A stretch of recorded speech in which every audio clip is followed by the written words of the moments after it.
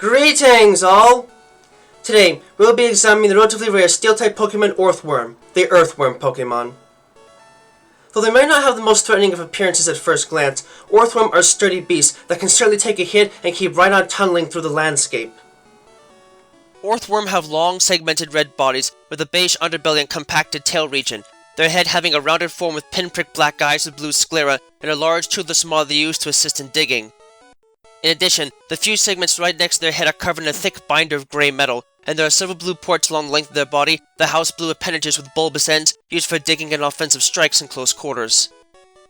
While they are technically still considered to be invertebrates, Orthworm are unique among worms for the possession of two things: armor and limbs. While portions of their bodies retain a level of flexibility and softness, parts of them are also covered in a thick layer of metal for protection, especially close to their head. This is mainly to protect their most vital body parts, as their brain and heart sit a bit farther back from their head than might be apparent at first. This is also what grants these beasts their steel-type attributes, as they do not show a strong affiliation with any other type of their offensive and defensive attributes, a trait that they oddly share with the members of the Cuffin family. Secondly, much unlike other types of worms, these beasts have a series of blue tendrils on their body that are hidden inside of their bodies at segmented intervals.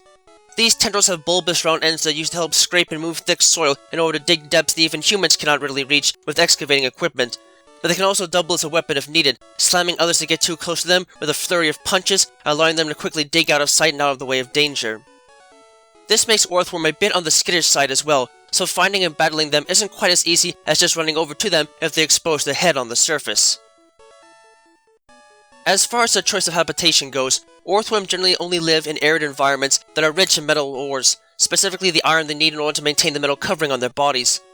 As such, they are generally only found in a single location in the native Paldea region, the metal and gem mines that exist north of Laventia, and they're able to make a decent living up there despite the fact that it has been shut down for many years. This is beneficial for them though, as they seem to feed on the iron that is in the soil by swallowing it whole and then filtering the metal out, and any other nutrients they need, churning and releasing it out of their back end once fully processed.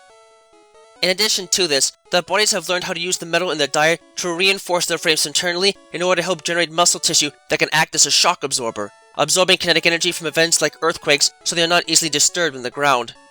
This as a whole is what grants them access to their signature Earth Eater ability, their only base ability, which makes them immune to all types of ground-type attacks and even restores their health if hit by one, making them perfectly adapted to handling any type of natural or combat-based application of the earth and tectonic activity used against them.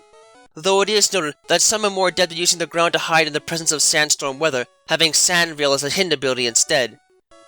This is especially needed for them as their overall combat capabilities are a bit limited outside of this, with only the base defense stat being above average for a fully evolved Steel-type Pokemon, but they can still be a nasty surprise to deliver upon anyone that likes to spam powerful moves like Earthquake for serious collateral damage. These worms are truly massive in size and rather goofy to some, but I think that honestly just adds to their charm and makes them a noteworthy threat to be aware of in a fight. While they might not be able to deliver much in their stats as a whole, their superb physical defenses still make them perfect for physical brawls, and their Earth Eater ability serves them well in this fashion, ensuring that any Earth-based attacks are unlikely to do much other than heal them when they need it the most.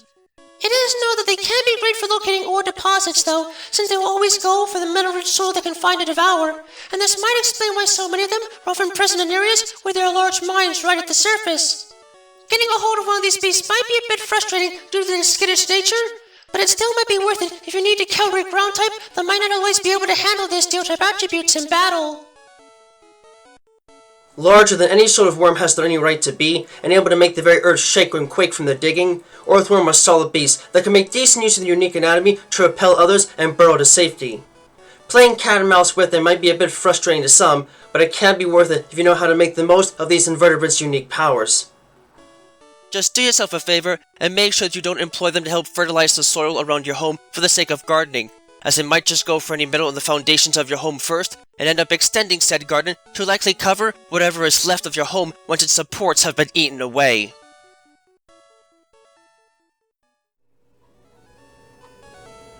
Thank you for watching this video. It brings me great joy to be able to speak to you all in the world each and every time we meet like this, to explore the many different facets of both the world of Pokemon as we know it, and the world as we live it, through every adventure we have with Pokemon by our side.